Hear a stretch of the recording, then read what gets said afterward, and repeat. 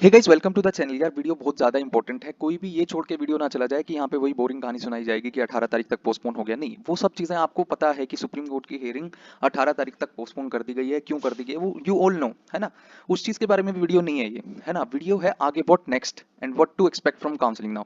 ठीक है, कि काउंसलिंग का क्या रह सकता है आगे का और किस बच्चे की क्या उम्मीद है, इस बारे में बातें करेंगे। कुछ इंपॉर्टेंट चीज़ें मुझे आपको बतानी है। ये वीडियो बहुत ज़्यादा इन्फॉर्मेटिव है ना, कुछ रियलिटी बेस्ड है। सो प्लीज देखिए, जो हो रहा है वो आपको दिख रहा है, उसमें मुझे बहुत कुछ कमेंट करने की जरूरत नहीं है। ठीक है, रीनीट के चांसेस कितने हैं वो आपको भी दिख गया है कि एनटीए, गवर्नमेंट, सीबीआई सबका पक्ष एक तरफ है एंड जो कि स्ट्रॉन्ग पक्ष माना जा रहा है। ठीक है, तो रीनीट के चांसेस अगर आप समझ पा रहे हैं, चीज़ों को एनालाइज कर पा रहे हैं, है ना, मेरे से ज़्यादा बेटर अंडरस्टैंडिंग आप रखते हैं। ठीक है, तो आपको क्लियरली दिख रहा है स्टैंड, है ना, कि क्या हो सकता है 18 तारीख को भी। ठीक है, हालांकि अभी रीनीट के जो पिटिशनर्स हैं उनका एफिडेविट आउट नहीं हुआ है कि उन्होंने क्या काउंटर आर्ग्यूमेंट किया है या क्या एफिडेविट वहां पे दिया है जिसकी वजह से टाइम मांगना पड़ गया है। ठीक है, हालांकि वो चीज़ आउट नहीं हुई है, तो उनका पक्ष नहीं सुना गया है, सिर्फ एक तरफ का पक्ष सुना गया है, सीबीआई का, एनटीए का, गवर्नमेंट का। क्योंकि सीबीआई का स्टैंड एक डिसीजन मेकिंग स्टैंड माना जा रहा है। ठीक है, डिसीजन मेकिंग स्टैंड जो है वो सीबीआई इन्वेस्टिगेटिंग ऑफिसर्स का स्टैंड हमेशा मेजर रहता है। आप चाहे 2015 में देख लो, चाहे 2024 में अगर आप देख लो, तो इन्वेस्टिगेटिंग ऑफिसर जो होते हैं उनका स्टैंड इंपॉर्टेंट होता है, सबसे इंपॉर्टेंट बात है। तो आप देख ही चुके हो कि उनका स्टैंड क्या है। नो मास लीक, है ना, कोई मास लीक की बात वो नहीं कर रहे हैं। आइसोलेटेड पेपर लीक की बात चल रही है ना, वीडियो को खारिज कर दिया गया है, आईटी मद्रास की रिपोर्ट, एवरीथिंग यू नो, है ना, एवरीथिंग यू नो। तो अभी क्या, अभी व्हाट नेक्स्ट। देखिए, काउंसलिंग की यदि मैं बात करूं तो काउंसलिंग को चालू होने में अभी भी आपको 10 से 12 दिन का समय लग सकता है, बिकॉज पीडब्ल्यूडी कैंडिडेट का वेरिफिकेशन नोटिस अभी तक रिलीज नहीं किया गया है। लेट सपोज वो कल या परसों करते हैं, ठीक है, 12 या 13 तारीख को, तो 20 तारीख के आसपास तक, 20-21 तारीख तक उनका वेरिफिकेशन प्रोसेस कंप्लीट हो सकता है। काउंसलिंग का शेड्यूल इस दौरान आ सकता है और आप मोटा मोटा मान के चल सकते हैं 24-25 तारीख से मिनिमम अर्लीस्ट पॉसिबल डेट आपकी काउंसलिंग चालू हो सकती है। हालांकि थर्ड वीक ऑफ जुलाई बताया है, तो थर्ड वीक ऑफ जुलाई में अगर हम देखें तो 21-22 तारीख तक खिंच रहा है मामला। तो at the end of third week और in the beginning of fourth week आपका काउंसलिंग का रजिस्ट्रेशन पोर्टल खुल सकता है। हालांकि हमारा मानना ये है कि अभी भी 2 हफ्ते का समय है जब रजिस्ट्रेशन प्रैक्टिकली फीजिबल है। ठीक है, तो अर्ली, अब तो अर्ली चीजें होंगी, चीजें अब कभी भी काउंसलिंग चालू हो सकती है ना। सो काउंसलिंग से रिलेटेड जितनी बच्चे 1 से 27,000 रैंक के बीच में हैं, है ना, आपको उम्मीद रखनी चाहिए। ठीक है, उम्मीद रखनी चाहिए, बट स्टूडेंट्स बियॉन्ड 26-27,000 रैंक के जो बियॉन्ड है और जो कॉलेज बढ़ने के बाद से उम्मीदें आ चुकी थी आपको, मैंने आपको पिछले वीडियो में क्लियर कर दिया। जिसने नहीं देखा है देख लो, आपको वहां पे रियलिटी पता चल जाएगी कि कॉलेज बढ़ने की क्या रियलिटी है। ठीक है, जो एक साथ 113 कॉलेजेस का एप्लीकेशन था, उसमें से मैक्सिमम कॉलेजेस, इवन जो रिपोर्ट्स आ रही है मीडिया में, 71 कॉलेजेस को नहीं मिली है परमिशन। और मेजर जो मैं बात कर रहा हूँ ना, मेजर यूपी के 13 कॉलेज को परमिशन नहीं मिली है एज पर मीडिया रिपोर्ट्स, और हिंदुस्तान टाइम्स की रिपोर्ट है। ठीक है, आप ट्रस्ट कर सकते हो इस चीज पे। ठीक है, राजस्थान में भी अगर आप देखोगे, टाइम्स ऑफ इंडिया की रिपोर्ट है ये। ठीक है, टाइम्स राजस्थान के भी 5 मेडिकल कॉलेजों को परमिशन नहीं दिया है फर्स्ट, अभी इंस्पेक्शन के दौरान। हालांकि एक बात आपको यहाँ नोट करने वाली है कि जो किंजल सिंह है, director general medical education Uttar Pradesh, उनकी एक स्टेटमेंट यहाँ पे, the minimum standards of the minimum standards of requirement for MBBS were updated in 2023. We are working on the situation and within 15 days we can make an appeal with NMC. मतलब वो 15 दिन में कुछ जुगाड़ करके कुछ फिर से NMC से परमिशन लेने की कोशिश करेंगे, है ना। तो ये देखना अभी बाकी है कि कितने एक्चुअल में कॉलेज अप्रूव होने वाले हैं। फर्स्ट राउंड की काउंसलिंग का जब आपका सीट मैट्रिक्स आएगा उससे पहले आपको पता चल जाएगा। हालांकि कुछ कॉलेज सेकंड राउंड से आने की उम्मीद है और मेजरली यूपी के कॉलेज हो सकते हैं ये, है ना। अब 2, 4, 5, 7 जो भी कॉलेज होंगे, राजस्थान में एक का दुक्का जो भी कॉलेज, हालांकि दिल्ली वाला जो कॉलेज आपका नजफगढ़ में है उसके आने की पॉसिबिलिटी ना के बराबर है। ठीक है, सो जो मेजर जो कॉलेज आने चाहिए थे, जिनकी वजह से कट ऑफ ड्रॉप होता, 27-28,000, 29,000 रैंक तक कट ऑफ जाती, वो कॉलेज आते नहीं दिख रहे हैं। ठीक है, तो कुछ भी कमेंट करना कट ऑफ के ऊपर अभी ठीक नहीं है। बट जो students 26,000, 27,000 rank general EWS OBC category के अंदर आ रहे हैं, फोल्ड कर रहे हैं, ईडब्ल्यूएस कैटेगरी मेजरली 27-28,000 रैंक के करीब है, तो आपको उम्मीद रखनी चाहिए। स्टूडेंट्स बियॉन्ड 30,000 रैंक, आपका आपके पास आपका प्लान भी तैयार होना चाहिए। ठीक है, आपको अपने प्लान बी पे काम कर देना चालू कर देना चाहिए। नो होप, सीट भरने घटने से कोई फर्क नहीं पड़ रहा है आपकी रैंक पे। ठीक है, मतलब आपको कुछ मिलने की पॉसिबिलिटी नहीं बन रही है। मैं स्पेसिफिकली ऑल इंडिया कोटा से बात कर रहा हूँ, मेजरली यूपी, क्योंकि एग्जैक्ट नंबर ऑफ सीट जिस दिन हमें पता चल जाएगा उस दिन हम एग्जैक्ट आपको एनालिसिस भी दे देंगे, एग्जैक्ट मोटा मोटा आपको कट ऑफ का एनालिसिस भी दे देंगे। बट अब एज ऑफ नाउ आपको चीज ये समझनी है कि out of 55 government medical colleges जो नए अप्रूवल के लिए एप्लीकेशन जिन्होंने दी है, और 13 जो पुराने कॉलेज में सीटें बढ़ाने की बात करी गई है, तो उससे हद से भी हद 2500 से 3,000 सीटें बढ़ने की उम्मीद है, हद से भी हद, ज्यादा से ज्यादा। ठीक है, ठीक है, तो लास्ट ईयर 3450 सीटें बढ़ी थी, जैसा कि मैंने आपको लास्ट वीडियो में बताया। जिसने नहीं देखा वो एक बार प्लीज देख लेना, आपको ज्यादा क्लैरिटी आएगी। ठीक है, क्योंकि वो वीडियो इस टाइम पे पोस्ट किया गया था कि हियरिंग की डेट थी। आपको समझ में आ रही बात। ठीक है, मतलब हमने जो वो वीडियो अपलोड किया था वो 8 तारीख को सुबह 1:30 बजे किया था, मतलब रात को 1:30 बजे किया था, सुबह आप मान लो उस चीज को। ठीक है, तो 8 तारीख को 1:30 बजे सुबह हमने वो अमृत वेले के टाइम पे वीडियो अपलोड किया था, जिसकी वजह से बहुत रीच उसे नहीं मिली।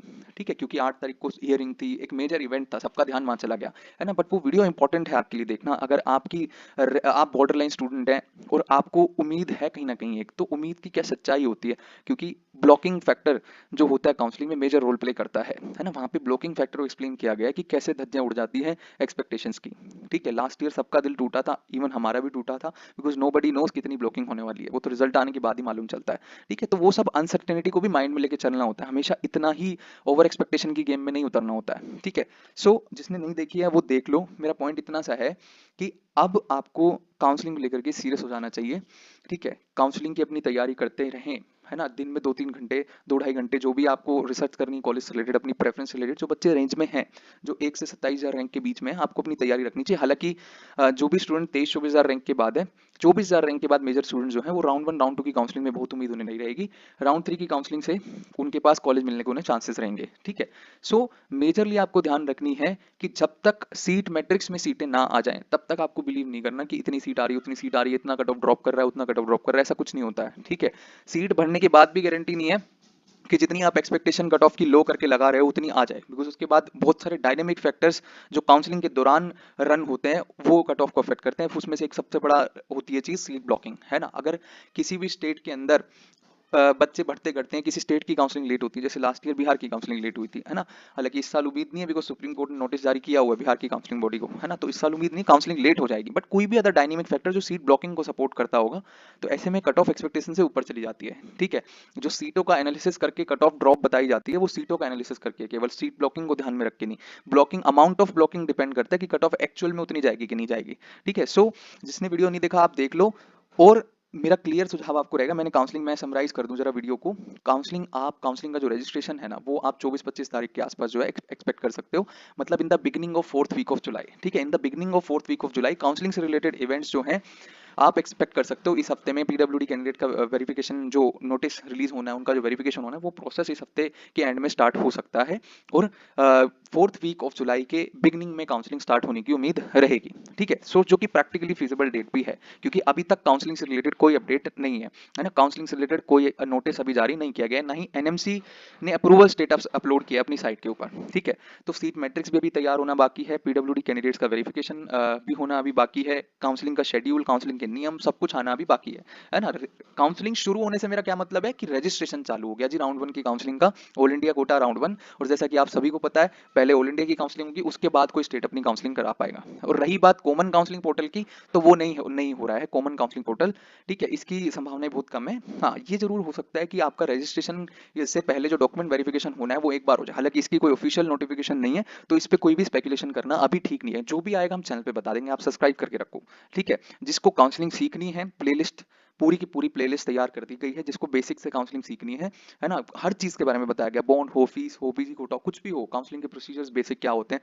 ठीक है, सारी टैक्टिक्स क्या होती है, सीट ब्लॉकिंग क्या होती है, वैकेंसी राउंड की सच्चाई क्या होती है, वो सब कुछ आपको बता दिया गया है। ठीक है, सो काउंसलिंग की जो बेसिक जानकारी आपको होनी चाहिए थी काउंसलिंग के बारे में, वो प्लेलिस्ट के अंदर बता दिया गया, तो आप वहां से जाके काउंसलिंग सीख सकते हो। सबसे इंपॉर्टेंट है काउंसलिंग आप सीख सकते हो। डिस्क्रिप्शन में लिंक दिया है, टेलीग्राम चैनल ज्वाइन कर लो, वहां पे ऑलरेडी बहुत सारा डेटा नोटिफिकेशन शेयर किए जाते हैं, आपको बहुत ज्यादा काम आएगा वो डेटा जो हमारा पड़ा है फ्री ऑफ कॉस्ट। साथ में नोटिफिकेशंस, इंपॉर्टेंट मैसेजेस काउंसलिंग से रिलेटेड आपको वहां मिलते रहते हैं, जो कि इग्नोर हो जाते हैं जब इतना आप पैनिक की सिचुएशन में होते हो। ठीक है, सो मेरा पेरेंट्स से पर्टिकुलरली रिक्वेस्ट है कि आप अपने बच्चे को संभालिए, है ना। देखो, दोनों पक्ष हैं, एक रीनीट वाला पक्ष भी है, एक नो रीनीट वाला पक्ष भी है। अभी जो नो रीनीट वाला पक्ष है उसका स्टैंड ज्यादा स्ट्रॉन्ग है एज कम्पेयर टू रीनीट वाला पक्ष। जैसा कि आप देख रहे हो, सीबीआई, गवर्नमेंट, एनटीए सब अगेंस्ट है रीनीट के। ठीक है, सो जो कोर्ट से एक्सपेक्टेशन आप रख सकते थे, कोर्ट का डिसीजन बेस्ड होता है एविडेंसेस पे, एंड रीनीट वाले पक्ष के पास क्या एविडेंसेस, ऐसे कुछ ऐसा बहुत चमत्कारी एविडेंस होना चाहिए जो रीनीट करा पाए। ठीक है, सो आप भी मेरे से ज्यादा ज्ञान रखते हैं इस चीज के बारे में, है ना, कि पेरेंट्स, मेरा अभिभावकों से स्पेशली ये कहना है कि आपको ज्यादा पता है कि क्या हो सकता है, क्योंकि क्लियरली चीजें आपको दिख रही है। मेरा कमेंट करना ठीक नहीं, मैं समझ रहा हूँ। ठीक है, सो मेरा मत अगर आप सुनना भी चाहेंगे तो यही है कि रीनीट के चांसेस ना के बराबर आप मान के चल सकते हैं। ठीक है, सो जो बच्चे रीनीट सीख कर रहे थे और बॉर्डर लाइन है 640 हैं, 630 वाले, 620 वाले बच्चे हैं, अब आपका प्लान भी रेडी होना चाहिए। आपको ड्रॉप करना है, आप पढ़ाई चालू कर दो। इस लड़ाई में बहुत कुछ नहीं रखा है अब, ठीक है, इस लड़ाई में बहुत कुछ नहीं रखा है, जो होना था लगभग हो चुका है, ठीक है। आप 18 तारीख का वेट कर सकते हो, हफ्ते 10 दिन की बात है, और ज्यादा क्लैरिटी आपको आ जाएगी, ठीक है। सो अपना प्लान बी पे काम करना चालू कर दो। अगर आपका आयुष में जाना था, आप आयुष में चले जाओ। आपका बीडीएस लेना था, आप बीडीएस ले लो। आपका ड्रॉप करना था, आप ड्रॉप कर लो। और एक मेरी चीज, जिन बच्चों को ना बहुत सारे ड्रॉप हो चुके हैं ना यार, एक पर्सनल आपको मैं एडवाइस देना चाहूंगा एज आपका बड़ा भाई, कि ये नीट का ना नशा होता है, ठीक है। ये नहीं उतरेगा जल्दी से, और जब तक उतरेगा ना तब तक बहुत देर हो जाएगी। अगर आप सिलेक्ट नहीं हो पा रहे हो, 3 4 5 अटेम्प्ट दे चुके हो पेपर में नीट के, तो भाई जवानी तुम्हारी नहीं आ रही है, सिर्फ माँ बाप भी बूढ़े हो रहे हैं, ठीक है। थोड़ा उनका भी आप ध्यान रखो, रिजिड बन के मत रहो, ठीक है। कोई भी सपना इतना बड़ा नहीं होता, आपकी लाइफ से बड़ा कोई सपना नहीं होता है, ठीक है। प्लीज बी फ्लेक्सिबल, है ना। अलग सर की मेरे को एक बात याद आती है कि यार रास्ते बदलो, मंजिल नहीं। मंजिल आपकी डॉक्टर बनना नहीं थी, मंजिल आपका सक्सेसफुल होना था, है ना। Be honest with your self, ठीक है। तो रास्ता बदल लो यार, रास्ता बदल लो, क्या पता इस रास्ते में जाना तुम्हारा लिखा ही ना हो, इस रास्ते से समथिंग बेटर आपका वेट कर रहा हूँ, ठीक है। सो प्लीज हमेशा रिजिडिटी जहां पर आई ना, वहां पर आप डिप्रेशन में भी जाओगे। वहां जब दूसरा रास्ता नहीं दिख रहा होता ना, उस टाइम पे बच्चे सुसाइड का प्लान कर लेते हैं, इस तरीके गलत स्टेप उठा लेते हैं। तो खुद को डिप्रेशन मत जाने दो यार, दूसरा रास्ता पकड़ो, ठीक है। प्लीज दूसरा रास्ता कोई पकड़ो, वो आपको सूट करना है, आपको क्या सूट करेगा, है ना। किसी टीचर से बात करनी है, टीचर से बात करो, है ना। किसी करियर काउंसलर से बात करनी है, किसी करियर काउंसलर से बात करो, बट एक दूसरा रास्ता पकड़ो। आपके पास समय नहीं है यार सक्सेसफुल होने के लिए, ठीक है। आपके पास समय नहीं है, कब तक अपनी पूरी जवानी जला देनी है कि नीट की तैयारी में। प्लीज बी फ्लेक्सिबल यार, निकलो इस ट्रैप से।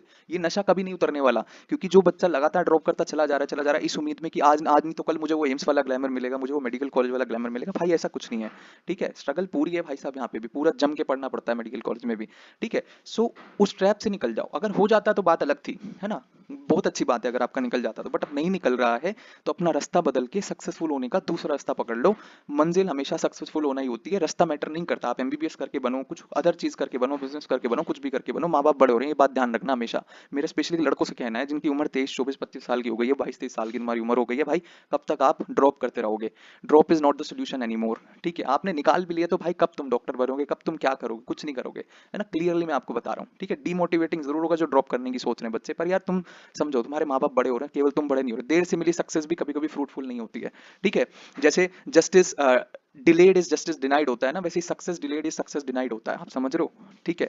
तो एमबीबीएस का टैग ही ऐसा गारंटी नहीं होता कि आपको सक्सेस मिल जाएगी। देयर आर अदर वेज जहां से आप सक्सेसफुल हो सकते हो, बट आपकी माइंड की फ्लेक्सिबिलिटी जरूरी है, ठीक है। मैं समझ पा रहा हूँ अभी आपके ऊपर बहुत ही बुरा बीत रहा है, मेरे कह देने से कुछ नहीं होता। Please be cool, be kind, be honest to yourself. अपने पेरेंट्स से सुझाव लो यार, कुछ करो प्लीज, कुछ अलग कर लो। नीट की तैयारी में दोबारा कुछ भी नहीं रखा है, कुछ भी नहीं रखा है नीट की तैयारी में, ठीक है। जो बच्चा 12वीं के साथ था या एक आध ड्रॉप ले चुका है, वो तैयारी करने के बारे में सोचे, बट जो 3 4 5 7 10 ड्रॉप ले चुके हो और अपनी उम्र आपकी 25 23 22 हो चुकी है, तो प्लीज थिंक, एक बार सोचो, क्या सच में जरूरी है एमबीबीएस के अलावा कुछ कर नहीं पाओगे जीवन में, ठीक है। खुद से पूछो प्लीज, ठीक है। That's all for the video, thank you very much.